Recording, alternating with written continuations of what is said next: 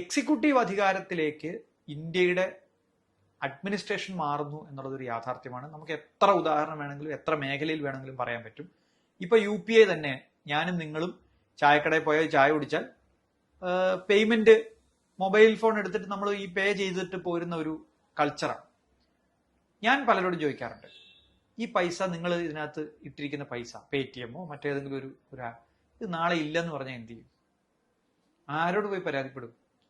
എവിടെയാണ് ഇതിന്റെ സംവിധാനം? കോടതികൾക്ക് അറിയാമോ ഇവരെ എങ്ങനെയാണ് അക്കൗണ്ട് ചെയ്യേണ്ടതെന്ന്? ഒന്നും വേണ്ട. ഞാനോ ജിജീഷോ നമ്മുടെ ക്രെഡിബിലിറ്റി വെച്ചിട്ട് ഒരു ബാങ്കിൽ പോയി ലോൺ ചോദിക്കുന്നു. എനിക്കോ നിങ്ങൾക്കോ ലോൺ തരണമെന്ന് തീരുമാനിക്കുന്നത് പ്രൈവറ്റ് ഏജൻസി നടത്തുന്ന സിവിൽ സ്കോർ എന്ന് പറയുന്ന സംഗതിയാണ്. ഇന്ത്യയിലെ ഒരു ആക്ടിന്റെയും കീഴിൽ കൃത്യമായി ഗവേൺ ചെയ്യപ്പെടുന്ന ഒരു സംവിധാനമല്ല ഇത്.